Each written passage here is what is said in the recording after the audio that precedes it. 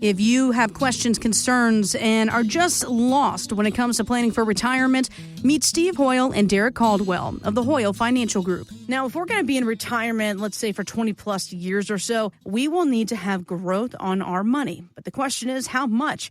And do you need to beat the stock market? Well, wealth advisor Larry Sprung talked to Yahoo Finance and said that there's actually other factors that you should consider. It's not really what the return is. It's really what do I get to keep when all's said and done. And if your return is, 5%, you then have to take off inflation. You then have to take off what you owe in terms of taxes and see what you're really left with when all's said and done. And if that's a number that you can live with, then that might be an investment that works for you. If it's not, you might have to look elsewhere.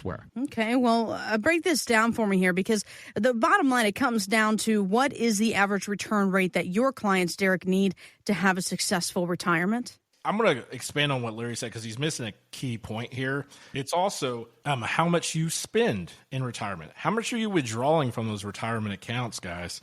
Because if you're withdrawing 5%, okay, well, yeah, unless you just want to deplete the heck out of it, when you factor in inflation, everything, you need a 7 or 8% return to keep up with that.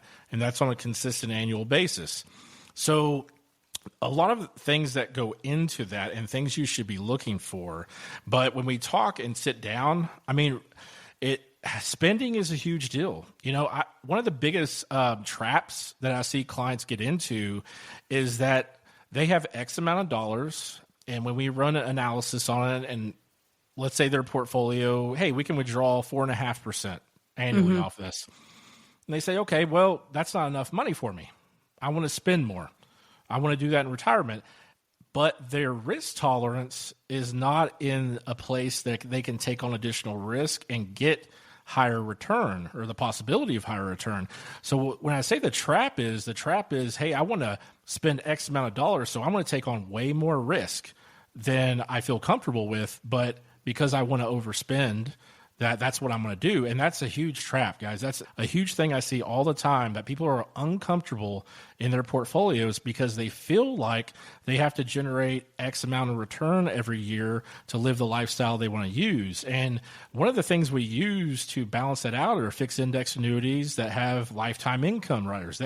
With that, you could produce a lot more income than you can in most other financial instruments out there. But when people don't understand how to utilize them or the proper way to utilize them, and just portfolio diversification, they always take on more risk than they need to. And what happens is they dig themselves a big hole, they feel uncomfortable, they're doing these withdrawals, and then what happens is that they overspend, and it compounds the problem considerably. So the average return, when you ask me, Jess, like what's the average return? Generally I'd say between 6 and 7% is what but it varies widely, guys. If you're a guy who wants to live high on the hog and you have X amount of assets and you're withdrawing 10%, well, that, first of all, I'll tell you that's way too much.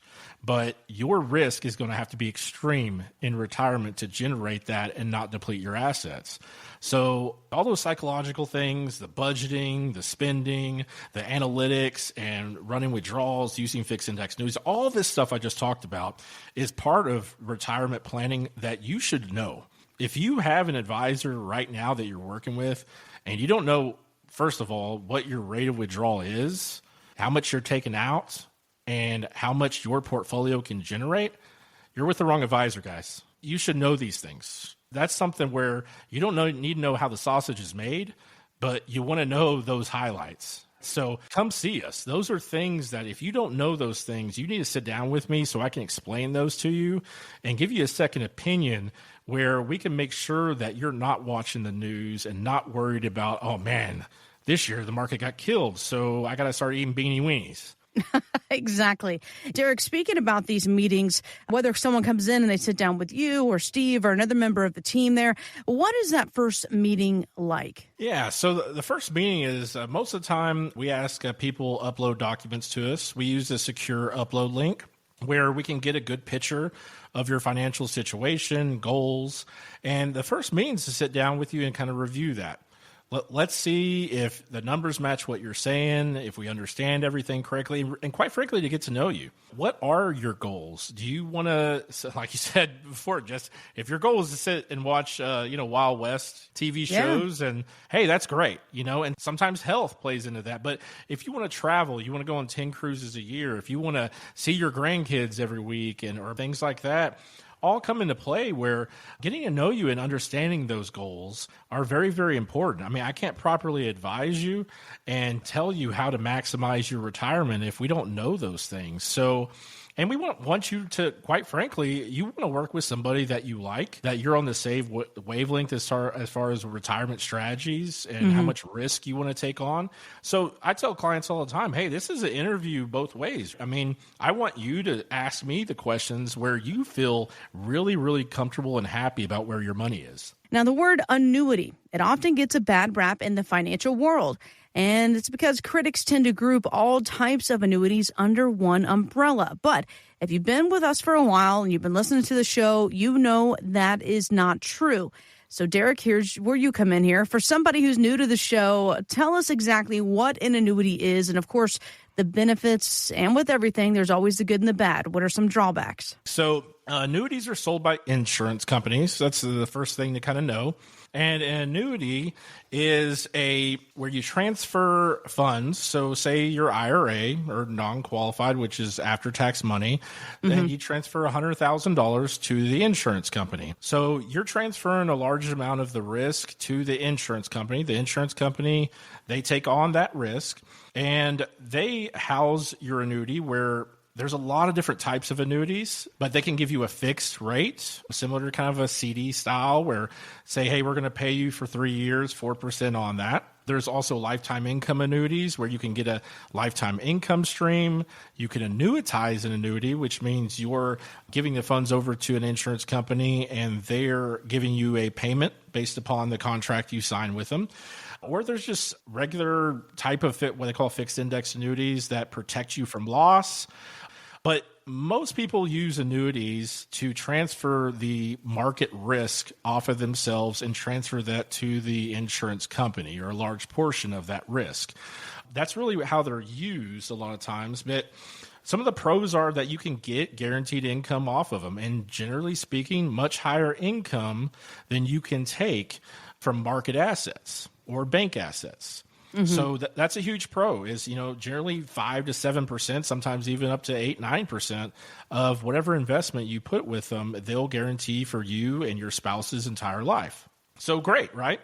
Everybody's like, hey, okay, you add some layer of protection there. You guarantee my income. Fantastic. Sign me up. But annuities are not scary, not at all. But you have to make sure that you're in the right annuity and it's meeting your needs. They're tax-deferred earnings, too, which people love, especially the last couple years, because CDs are not tax-deferred. So people have ran to the bank, they've thrown money in a 4 or 5% CD, and now they're actually getting money on their money, but now the tax man, right here, is where they get upset on CDs because they're getting this 1099 saying, hey, I made $8,000 last year. Yeah, and so annuities are tax-deferred. Until you withdraw those funds out and everything, you can sit on them and they're all tax deferred. So another great pro, they're also customizable. There's so many different types out there, guys, that y'all can talk with us about, whether it's guaranteed income, fixed rates, whatever. You want to make sure that your annuity matches your goal. And one of the biggest cons to annuity, I will say, is that it doesn't match what the client wanted, or they don't understand what it's doing for them. I would say that's one of the biggest cons, or just knowledge, because the safety that annuities provide a lot of times is one of the biggest drawbacks we get where, we'll sit down with somebody and we'll say, hey, this is a fixed index annuity. It's going to protect you from loss. We're going to transfer that risk to the insurance company, and we're going to grow your money, based upon these factors and maybe provide lifetime income. They're like, okay, well, I'm going to put all my money into it. Yikes. Yeah. That's never good. Don't put all your eggs in one basket. I know that. Yeah, never. It's just like any type of financial instrument out there. It needs to be a piece of your portfolio, and you need to know exactly what it's doing for you. Because that's really the number one pitfall when it comes to annuities is that people try to put too much money into them, because one of the cons is it limits your liquidity. because of that safety that, they offer, with fixed index annuities and fixed annuities and things like that, right? There's no perfect financial instrument, guys. There's nothing. There's risk on annuities. There's risk in the market. There's risk in CDs. There's risk everywhere out there, but you have to make sure it matches what you want. And one of them is liquidity. Most companies offer 10% a year that you can take out of that annuity for income or just emergencies. But so if you tie up all your money in an annuity and you get a penalty if you take out more than 10%, you can't do that. You're limiting your liquidity too much, and the market provides higher risk, but also a possibility for higher return than what an annuity does. So there's cons, guys. And so I could talk about this all day, Jess, I'll tell you, but it really boils down to the client's needs and making sure they match what the advisor's talking about and what the client is, and really building that relationship. That goes into our first meeting about goals and everything that we just discussed, because what we do with annuities is totally dependent on the person.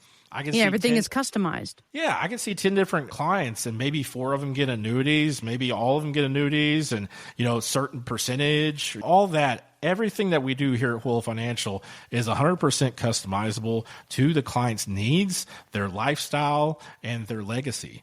So that's something that I urge you, if you don't know about annuities or you have an older annuity, because guys, there's some bad annuities out there and there's some blazing hot, great ones too.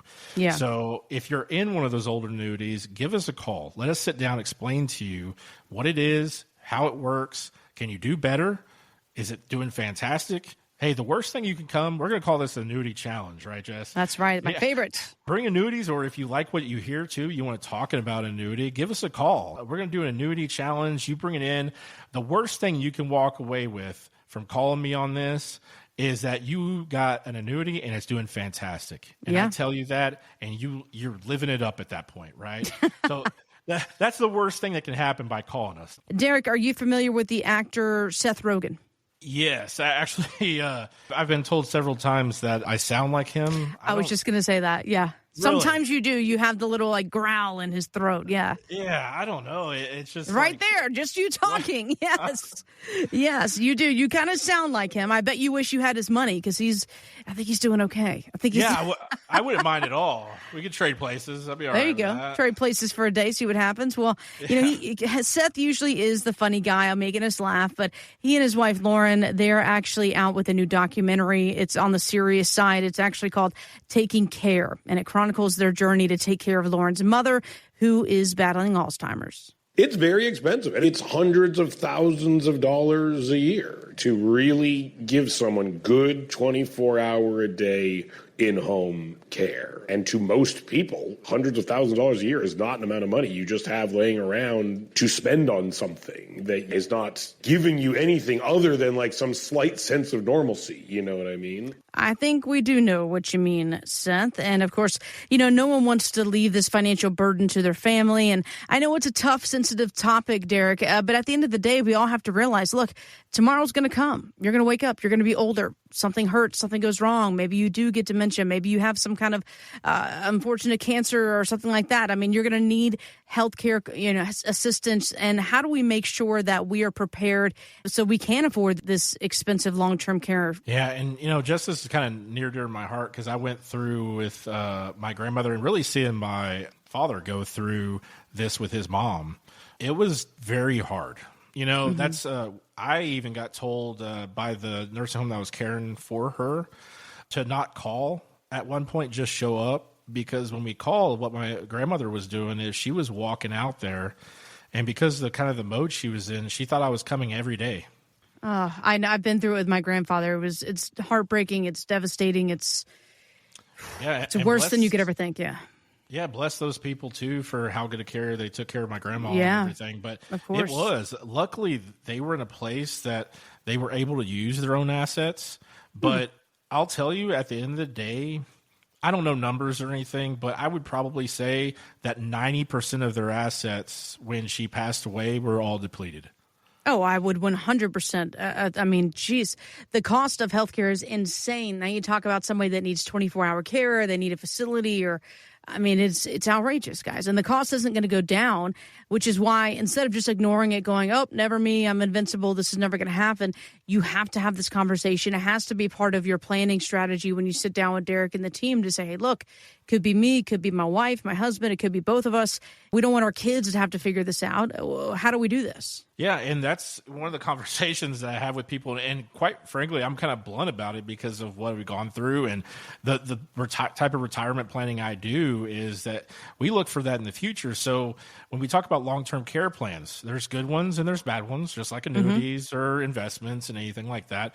And so that's probably the first thing that we get when we talk about it is, hey, do you have a long-term care plan? And I'd probably say 80% of the time people tell me, no, I don't need one. You know, they don't work or whatever they got with long-term care. So I look them in the eye and say, okay, so what $500,000 do you have that you want to put aside in case you need that? That's just sitting around. Yeah. And their eyes just blow up and they're like, well, what do you mean? And I'm like, well, my job is to take care of you, not today, not just tomorrow, but 30 years from now. And we have to put money aside or make sure that you're taken care of because are your kids going to do it? You know, you start going down that road is who's going to take care of you? Well, I know, you know, just my experience, and I'm sure you do too. There's a time where your wife or kids or anything will not be able to take care of you. And it's a strong possibility. We all hope, my wife always says this, Jess, you'll love this, where her and me, like, and she talks about like when we pass away, we're going to pass away together, like in the Notebook. Like the Notebook. Yes. Yes. Yeah. Just go to sleep. And hey, if you got to go, that's a good way to go. I'm not going to lie. Yeah, absolutely. I would love that. But in that same movie, I remind her that the wife, you know, had Alzheimer's and stuff. And so, but you need to plan for that because you do. You know, I'm 225 pounds. I'm 6'1". My wife, who is 130 maybe. Yeah, she can't pick you up if you fall, help you in the bathroom. No, absolutely That's not. not. Yeah, not good. I wouldn't say it's a burden, but it's something to be realistic about that. How do you want your nursing home days or your end of days or, you know, your succession planning? All that stuff goes into it. But quite frankly, the number one thing, how are you going to pay for it? If you got $500,000 sitting around, fantastic. We'll nudge it over here and that will, you know, put a staple in it and we're done, right? So, and maybe that is what it is. That's fantastic if that's it. But if not, we have to look at alternatives and how you're going to pay for it. One thing I do with that too is I also factor in the average inflationary rate on, you know, round the clock as well as just partial nursing home care. Because you're $4,500 a month now, 20 years from now, guys, it's like $13,000 a month. If you'd like to sit down with Steve and Derrick or a member of the Hoyle Financial Group, visit retiretexasstyle.com. Investment advice offered through Hoyle Wealth Management, a Texas-registered investment advisor able to provide investment advice in states where it's registered, exempt, or excluded from registration. Content contained herein should not be construed as an offer or solicitation for investment advice or for the purchase or sale of any security, insurance, or other investment product. Investments involve the risk of loss, including possible loss of principal. Please consult with a qualified financial, tax, accounting, or legal professional before implementing any ideas or strategies discussed here. Content provided is obtained from sources believed to be reliable but cannot be guaranteed as to its accuracy or completeness. By contacting us, you may be provided with information about insurance products, including annuities offered through Steve Hoyle, Texas Insurance License 716036. Annuity guarantees rely on the financial strength and claims-paying ability of the issuing insurance company. Read your contract for restrictions, limitations, or penalties. Steve Hoyle is not licensed in all 50 states. To find out if Steve Hoyle is licensed in your state, please call 806-371-9473.